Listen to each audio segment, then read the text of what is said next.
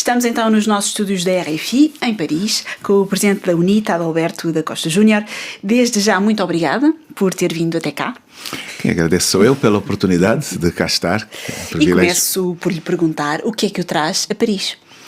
Ora bem, nós estamos em Paris porque temos amanhã uma conferência do IDC África. A UNITA é membro de uma família política bastante grande, a maior, internacional, que é a Internacional Democrática do Centro. A UNITA tem a vice-presidência, sou o vice-presidente desta internacional, mas o ano passado formalizamos também a existência da Internacional Democrática do Centro africano, composta pelos países e partidos africanos. E, portanto, estamos na segunda conferência. A primeira foi em março do ano passado, em Lisboa, e amanhã, nas instalações do Senado francês, teremos a segunda grande conferência, com a participação de muita gente, de vários países, que será aberta pelo presidente do IDC África, que é o primeiro-ministro de Cabo Verde, e, portanto, com um debate de atualidade. Naturalmente que hoje as questões de paz, segurança, democracia, direitos humanos, desenvolvimento são o centro de muitas das nossas preocupações. Mas nós também teremos um painel que vai debater a escola. A questão educativa é uma questão central também para o continente africano, e por estarmos em Paris haverá um painel sobre as relações de França com o continente africano. Espero que a RFI se faça também ali presente e acompanhe a conferência. Óbvio que uma oportunidade de estar aqui num contexto destes traz-nos também a possibilidade de podermos ter outros encontros num âmbito bastante plural, e é o que nós temos estado a fazer desde ontem. E perguntar-lhe exatamente se as questões que estão na ordem do dia, nomeadamente a guerra na Ucrânia, nomeadamente o conflito no Médio Oriente, vão ser também debatidos. Sabe, eu aproveito esta pergunta para puxar um pouco as questões para o continente africano. Hoje em dia não há ninguém que possa estar à margem de uma reflexão e de uma interação com o que se passa na Ucrânia. Não pode estar à margem do que se passa no Médio Oriente, em Israel, e ali o problema palestiniano. Mas nós chamamos a atenção, e amanhã vamos falar bastante disto, para os conflitos africanos. Muitas vezes pouco falados. Há um instituto que se dedica internacionalmente a estudar os efeitos das guerras e não tem praticamente estatística sobre o efeito das guerras nos países africanos, um pouco esquecidos, e, portanto, nós temos uma enorme preocupação com o problema da RDC, o problema de Moçambique, que nos é tão próximo, o problema da própria Etiópia, que tem uma guerra interna, quase não se fala, e os problemas dos países da África Central, que, como sabe, o problema do Sudão, aquele conjunto de países que foram alvos de golpes de Estado e que muito nos preocupam. Portanto, estas questões seguramente vão ser muito debatidas amanhã. Países que estão de costas viradas contra a França, como por exemplo Mali e Burkina Faso, também estarão presentes? Nós, em termos de IDC, temos partidos que fazem parte destes países. Há confirmação de vários destes países. Espero que esta confirmação se confirme amanhã, com algumas presenças. Penso que a mudança, diria, da realidade política dos últimos dias em França poderá intervir um pouco, porque sei que havia alguns elementos que vinham também num quadro de audiências num âmbito político-institucional e que deixaram de ter estas audiências reconfirmadas por causa da forte hipótese da mudança de governação, ou melhor, mesmo que a continuidade do mesmo espaço no poder, não há garantia que sejam as mesmas pessoas que vão interpretar as funções. Então, estas questões também seguramente poderão intervir na conferência amanhã. Falando no conflito que se passa na Ucrânia, e a França tem sido um dos países que mais se tem oposto à Rússia, na quarta-feira, pela primeira vez, houve deputados da UNITA presentes nas celebrações do Dia da Rússia em Luanda.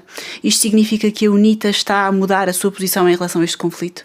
Não foi a primeira vez. Quem lhe fala aqui esteve mais do que uma vez na Embaixada da Rússia nos últimos anos, e vários outros colegas. Penso que neste contexto não há novidade, na medida em que nós nunca tivemos dificuldade em ter diálogo na pluralidade. De facto, nesta comemoração do aniversário da Rússia, houve uma delegação de deputados que lá esteve, e também acompanhei o que foram os pronunciamentos pronunciamentos do embaixador, que dirigiu algumas palavras pomposas de reconhecimento à própria UNITA na sua presença. Mas quero lhe dizer que não é novidade. A UNITA tem estado presente e, portanto, vamos continuar a pretender ter um diálogo abrangente com quem intervém no âmbito das relações político-estratégicas do mundo. E a Rússia em Angola tem um papel histórico que nós todos conhecemos. Portanto, a Rússia não pode ficar à parte. Eu penso que seria uma ilusão se nós quisermos excluir um ator com o protagonismo e a influência que tem, detentor de material, diria, nuclear, atômico, tecnológico e com relações institucionais com uma boa parte, membro dos BRICS, uma outra das realidades que é preciso muita gente começar a saber fazer contas a esse nível e, portanto, não excluir nunca ninguém. Falando agora do que se passa em Angola, a UNITA e o MPLA concordaram participar numa comissão negocial interpartidária sobre as eleições autárquicas. Estamos então mais perto de um entendimento sobre a organização destas eleições? Não deixa de ser importante referir que esta é provavelmente a questão mais central naquilo que é a agenda política atual. Como sabe, as autarquias locais em Angola nunca tiveram lugar, e nunca tiveram lugar porque o partido que governa, que tem estado a governar Angola, tem medo de dar ao povo, ao soberano, a condição de escolher os governantes locais. Isto vem de um vício de nomeações não democráticas. Hoje nós temos administradores em todo o país, mas que não têm legitimidade, porque não foram escolhidos pelo povo e obedecem a quem os governa, ou melhor, a quem os nomeia, o Presidente da República. Nós temos vindo a retardar desenvolvimento, temos vindo a retardar proximidade, temos vindo a retardar a qualidade da própria governação por consequência deste problema. Aquilo que eu sinto é que as desculpas esgotaram-se e, por consequência desta incapacidade de se continuar a dizer que a culpa é dos deputados, porque os deputados não têm a este nível nenhuma responsabilidade, hoje, felizmente, temos uma comissão que está sentada com o propósito de debater os conteúdos da lei última que falta aprovar há muitos anos. Penso que deve saber que nós aprovamos todas as leis do pacote legislativo autárquico há 5 anos atrás. Todas elas. E um mês depois poderíamos ter aprovado o pacote todo. E foram sendo levadas à aprovação uma atrás da outra, muito lentamente, até que encalhou quando ficou apenas uma última lei. E eu penso que a desculpa esfarrapada, desculpe dizer assim, de que não temos eleições porque não há legalidade absoluta aprovada sobre esta questão, também se esgotou. E eu faço votos que no espaço mais curto possível nós tenhamos de facto esta lei aprovada e, de facto, a condição de termos eleições autárquicas em todo o país e em simultâneo, que é este o grande elemento que nos diferencia do partido de regime, que continua a não querer fazer eleições autárquicas simultaneamente em todo o país, apesar de ter sido retirado o gradualismo constitucional, que lá se encontrava, o gradualismo geográfico foi retirado, mas nas propostas que estão hoje sobre a mesa deu para entender muito bem o que é que se pretende aqui. E o que se pretende é que há um artigo das propostas do Governo que atribui ao Presidente da República a possibilidade de legislar em lugar do Parlamento, o que é uma violação da própria Constituição. E dá para entender que neste elemento querem seguramente inserir a possibilidade da limitação da realização simultânea das autarquias em todo o lado. Eu penso que deve haver aqui muito bom senso, patriotismo também, responsabilidade, e eu estou convencido que nós vamos conseguir dar este passo de não fazer esperar talvez o elemento mais esperado de todos os angolanos. Se houvesse a condição de perguntar aos angolanos, o referendo constitucional é proibido, mas se ele não o fosse, se fosse perguntar aos angolanos o que eles mais queriam, seguramente, para além da estabilidade social e económica que não têm, era a realização das autarquias locais. E esse curto espaço de tempo, estamos a falar de meses, estamos a falar de anos? Qual é que é o roadmap, o plano para daqui a algum tempo os angolanos então irem às urnas nas eleições autárquicas? Olha, a UNITA tem uma proposta muito completa, um projeto de lei bastante completo sobre a mesa. O projeto de lei do governo é mais pequeno, enfim, tem aspectos de facto que levantam a necessidade de debate, mas é um debate que, na especialidade, se houver vontade, não temos motivo nenhum para ser mais do que 30 dias. Não há motivo absolutamente nenhum. Agora, nós entendemos que não há razão nenhuma de adiar as autarquias para além de 2025. Não há motivo nenhum. Vamos ver o que é que vai acontecer. Esta comissão pode ser um primeiro passo para atenuar o tal clima de intolerância política do qual a UNITA se tem vindo a queixar nesta legislatura? O clima de violação às leis, eu prefiro chamar-lhe assim, intolerância, seguramente também, hoje, infelizmente, está dirigido a toda a gente. Hein? Aquilo que ontem era um problema da UNITA, hoje é um problema de todos os que pensam diferente, inclusive do MPLA. Os membros do MPLA que, por etapas, vêm a público dizer o que pensam, são punidos, são afastados, sofrem as consequências, são demitidos. Que o diga o próprio presidente do grupo parlamentar, que na declaração política de uma semana antes da sua demissão foi dizer na Assembleia, bom, o Sr. Presidente diz que compete aos deputados então a responsabilidade da lei que falta, então nós deputados vamos aprovar a lei. Não durou mais de 2 semanas na missa da função. Portanto, há intolerância política dirigida aos membros da UNITA, aos partidos da oposição que têm a coragem de assumir posições próprias, ao cidadão, aos ativistas políticos, daí a quantidade de leis que este partido de regime vem aprovando nos últimos anos de protecionismo exagerado do Estado, e a qualidade da democracia desce todos os meses, todos os dias naquele nosso país, e portanto é preciso todos nós pensarmos que temos que agir, e temos que agir depressa, porque Angola hoje faz face a uma crise que não é política apenas, é uma crise social. A mais grave consequência é uma crise económica terrível, que afeta as famílias, as empresas, a estabilidade de toda a gente.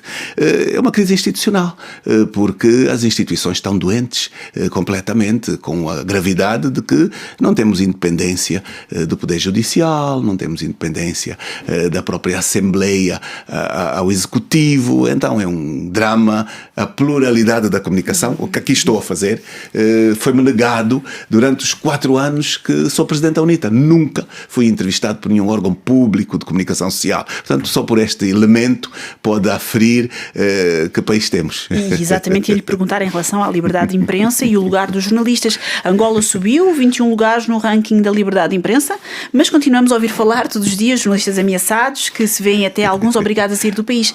O clima melhorou mesmo ou muitos já nem sequer se manifestam e por isso simplesmente batem com a porta? Eu penso que esta subida poderá ser fruto dos dólares angolanos que servem para comprar imagem. O regime angolano fez uma opção desde meio do ano passado para hoje, que é a compra das conferências internacionais em Angola. Paga as conferências, paga as estadias, diminui os custos a quem viaja, vende uma Angola ilusória, mas a circunstância de vida dos angolanos piora todos os dias, como qualquer observador isento verifica, com as lutas sociais extremadas, com a própria UNTA, Central Sindical, com vínculos de proximidade ao regime, a fazer greves sem limites e a aderir como nunca no passado tal ocorreu.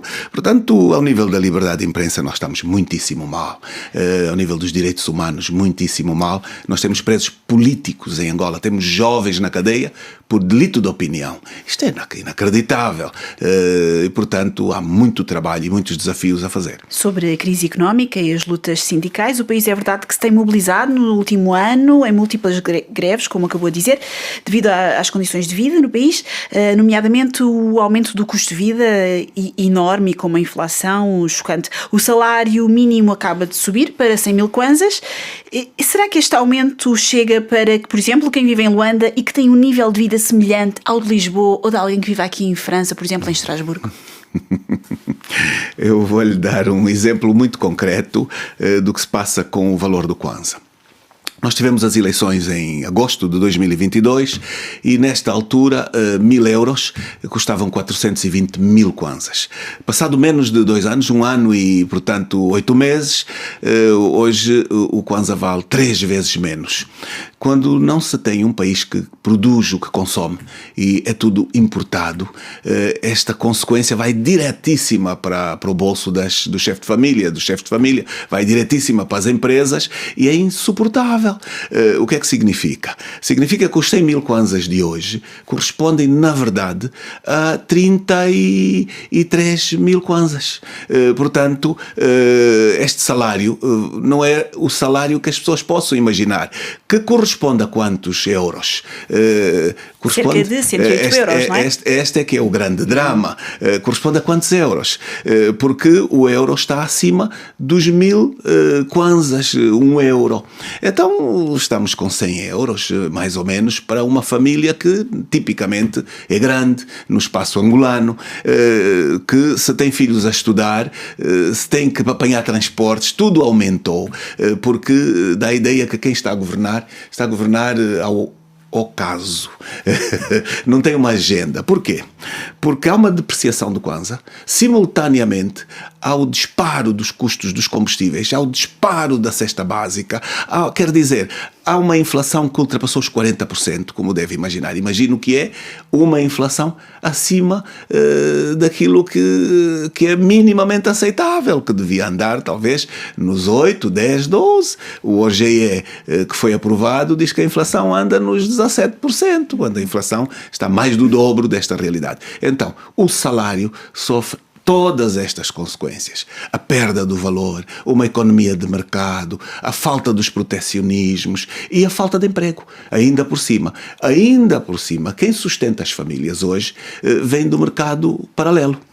Vem do informal, como nós dizemos em Angola. E é este informal que também anda perseguido nos últimos tempos. Está a ser todo tirado dos seus espaços de sobrevivência, sem oferta das alternativas. E, portanto, nós paramos para refletir e vemos que quem governa parece estar a governar sem uma agenda objetiva, sem um aconselhamento com maturidade, sem sensibilidade perante o sofrimento, porque, afinal de contas, quem sustenta uma parte das famílias são as mulheres. Não que os homens não queiram trabalhar, mas uma boa parte destes homens estão desempregados. A criatividade da mulher africana, da mulher angolana, vem ao de cima, vem da porta de casa, vai de manhã cedo, luta no interior, onde tem campo, vai para as lavras, é uma luta terrível. Mas quando vai vender o produto deste trabalho para alimentar a família, é corrida pela polícia, é morta, é presa, é espancada. Estas são as realidades que não são aceitáveis perante quem muitas vezes é filho, inclusive, estudou, cresceu num lar onde foi alimentado por este tipo de realidades. Portanto, há muita falta de sensibilidade. Outra realidade no sul de Angola é a fome, e a fome devido à seca. Tardam cada vez mais soluções para a população que vive então esta seca extrema. Recentemente noticiámos aqui na RFI que as famílias angolanas vão à Namíbia procurar comida nos contentores do lixo. O que é que a UNITA propõe para estas famílias? É um drama, sabe? Gostaria muito de dizer sim, tem razão, é apenas um problema do sul de Angola, mas não. Este é um problema de todas as províncias do país. A fome hoje bateu a porta não apenas da classe mais desprotegida, mas bateu a porta da classe média. A classe média em Angola desapareceu. Nós hoje temos um fosso enorme entre a extrema pobreza e os hiper-ricos que continuam a acumular cada vez mais capital. Quem são? São os membros do governo, que são os verdadeiros empresários, que competem com os outros empresários de vocação, que estão falidos, todos eles abandonados. Porquê? Por causa do senhor Presidente, que só faz contratação simplificada. Eu não vou fugir ainda à sua questão. Onde não há concursos públicos. Tudo é pré-estabelecido aos amigos, aos empresários do partido e a afundar cada vez mais a confiança e a negação de uma economia de mercado. Como sabe, na economia de mercado é a própria economia que se autorregula pela competição e pela existência de regras que se fazem cumprir. Quando estas realidades não funcionam, quando tem o Estado Central com as chamadas empresas públicas a tirar espaço às privadas numa competição desleal e onde as empresas privadas recebem incentivos do Estado porque são propriedade dos governantes, está tudo estragado. Mas volto à questão da pobreza para dizer que hoje temos que nos sentar todos e rápido, porque as consequências da pobreza não devem ultrapassar determinado limite de ruptura, porque depois eu não sei se nós vamos ter capacidade de segurar as consequências do país ou sobre o país. A quantidade de crianças fora do sistema de ensino é grande, mas a quantidade de crianças que vão para a escola, subnutridas, com efeitos sobre a capacidade de não terem condições de manter os níveis de inteligência futuras, a afetarem o seu cérebro, isto preocupa muito. Nós estamos a pôr em causa gerações e gerações de crianças hoje, para um país que, como sabe, é um país muito jovem, onde cada vez mais o índice de idades aumenta para baixo, em termos do número, mas não há políticas de acordo com este crescimento da população, porque os números e a estatística nos dizem que a população cresce 3 vezes mais do que o índice de desenvolvimento económico, todos os anos. Então, quando o Orçamento Geral do Estado, que é o documento estratégico fundamental, não responde a este indicador, todos os anos nós estamos a 3 vezes a responder abaixo das condições e a pôr cada ano que passa um acumular de gerações excluídas de serviços, excluídas de atenções, excluídas de escola, excluídas de oportunidade de ser homens e mulheres numa sociedade com dignidade. Portanto, o assunto é muito grave. Felizmente, as instituições da sociedade civil cada vez mais estão maturas, cada vez mais se envolvem nesta realidade. Estamos a falar de associações, estamos a falar de movimentos. Estamos a falar das universidades, da academia, estamos a falar das igrejas responsáveis e com postura, eu diria, de sensibilidade social, porque Angola também está cheia de seitas, a quem se atribuem licenças por causa da caça ao voto, com níveis de risco enormes sobre aquilo que é a defesa daquilo que é a tradição, a cultura, a genuinidade do angolano, atentadas por práticas completamente novas e desconhecidas. Mas isto tudo, responsabilidade de quem está sentado no poder, indiscutível. Então, voltemos a nós, o país precisa de pôr um ponto final a esta degradação, que dá a ideia que não cessa. E é surpreendente, nós estamos a um ano de chegar a 2025 e neste ano Angola vai comemorar 50 anos de independência. E a pergunta é, quais foram os ganhos reais, efetivos para as populações? Eu não quero responder, eu gostava que um dia a RFI fosse com o microfone a cada angolano da cidade à periferia, ao campo, e ouvisse as respostas que dão sobre esta matéria, extremamente preocupantes, perante, mais uma vez, uma enorme insensibilidade de quem governa e que gasta o dinheiro do povo, sem prestar contas, vendo uma imagem que não é real e portanto, é um drama. E acha que a mudança chega nas próximas eleições?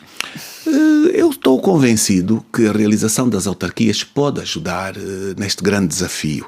Não sou dos que pensa que tudo é automático.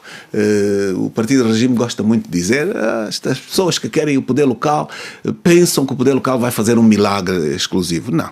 Nós todos sabemos de uma realidade objetiva. Quem não o realizou não tirou vantagens dele. Portanto, esta é a realidade absoluta. E olhamos para Cabo Verde, um país que penso que conhece, que quase todos que nos podem acompanhar sabem, um país com pouquíssimas potencialidades, pobre, que quando debateu a possibilidade de realizar o poder local, também surgiu a iniciativa de vamos fazer por etapas, porque não temos capacidade, não temos dinheiro. Felizmente, sobreposto o interesse nacional, partiram para um abraço simultâneo das autarquias, e as autarquias estão a provar que são um fator fundamental que está atrás do desenvolvimento que Cabo Verde hoje tem, da responsabilização da gestão que Cabo Verde hoje tem, e o poder autárquico trouxe a Cabo Verde dignidade aos cabo-verdianos, boa escola, boas vias públicas. Não há cidadão que não cobre ao seu administrador aquilo que pode falhar. Eu tenho passado de tanto em tanto em Cabo Verde e já assisti um dia de manhã uma senhora ir ter com o presidente a exigir que o autocarro que leva a sua criança à escola não se volte a atrasar, como atrasou a semana passada. Veja, é esta proximidade que nós não temos, porque os governantes em Angola estão demasiado defendidos nos carros de luxo, nas vivendas ultra luxuosas, na distância ao interior, porque o Orçamento Geral do Estado é gerido em Luanda a quase 90% do seu valor. Portanto, não é gerido com descentralização administrativa efetiva. E enquanto tudo isto acontece em território angolano, Angola é vista a nível do continente como um país capaz de mediar conflitos a nível internacional e tem tanta confiança nas capacidades diplomáticas do presidente João Lourenço, como que acabou por designá-lo, por exemplo, a União Africana designa-o como o campeão da paz. Também tem essa confiança no presidente João Lourenço? Quanto terá custado esta questão? Quanto terá custado em dinheiro angolano? Quanto? É a pergunta que eu deixo aqui. Quanto terá custado?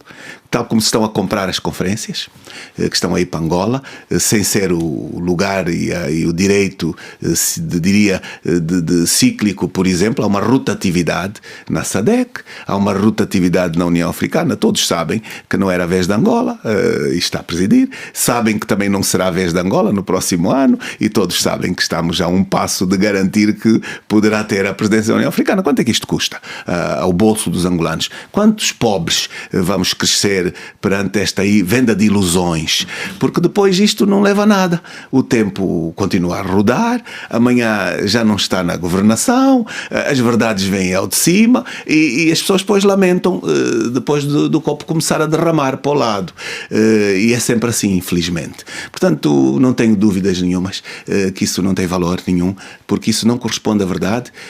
Nós fomos obrigados a mover um processo de impeachment ao Presidente da República por violações à Constituição, por violações às leis, por violações aos direitos humanos, por corrupção ativa. Portanto, como é que é possível juntar as duas circunstâncias, ter o campeão da paz e simultaneamente o violador das leis? Isto é incompatível. E, portanto, faço votos que o bom senso nos abraça a todos, que nós tenhamos a capacidade entre angolanos de nos sentarmos e todos concluirmos que estamos numa circunstância em que amanhã não somos mais os intérpretes todos poderosos e que o tempo traz sempre, se misturar água e azeite e deixar depois a mistura, um que vem para de cima e outro que vai ficando mais para baixo, porque é mais leve e, portanto, estas verdades todas vão ser sempre seguramente conhecidas e os mandatos têm tempos determinados, não são permanentes e João Lourenço está no seu último tempo. Eu, no lugar dele, preocupar-me-ia em deixar para o futuro um legado. Porque se o legado for este, de termos uma Angola pobre, extremamente pobre, uma Angola em que a sociedade civil perde direitos, em que os jovens estão na cadeia, em que os líderes da oposição não são entrevistados, em que o dinheiro vai parar aos bolsos de uma minoria cada vez mais pequenina, eu não penso que saia grande legado, em que os hospitais se inauguram todos os meses, como deve saber, mas em que as pessoas correm para a Namíbia, correm para a África do Sul, correm para o exterior, onde os membros do governo se tratam no exterior, e, portanto, porquê? Pergunto porquê? Porque se vive de imagem. Muito obrigada por vir aqui. Eu não posso deixar de deixar uma palavra de esperança. Eu sou dos que acredita que a esperança está lá. E porquê que eu acredito? Angola é fundamentalmente um país de jovens. E a juventude está matura. e por causa disso também paga os efeitos desta maturidade que adquiriu. A juventude não está à espera de ver os outros resolverem os seus problemas. A juventude vem para o palco e está exigente, e estuda com muitas dificuldades e passa sacrifícios enormes, mas maturou. A sociedade em geral maturou. Do campo à cidade, em qualquer dos locais que nós passemos, nós vemos que as pessoas estão atentas à realidade histórica. E a região austral começa-nos a dar indicadores que os processos de transição estão aí, estão a bater a porta. Veja o que está a acontecer hoje na África do Sul, em que o partido histórico, o ANC, está a fazer, veja lá, um acordo com o DA e com o Inkatha para poder manter-se no poder. Isto é uma mensagem que devia ser olhada com os olhos abertos para Maputo, para Luanda e outros parceiros da frente comum, daquela linha da frente. O tempo de mudança está aí. Só não vê quem não quer. Ele vai nos chegar também, seguramente, a Angola. As autarquias são um intermédio que nos pode ajudar a diminuir as exposições, mas nós estamos atentos para que 2027 traga efetivamente a mudança que nós esperamos.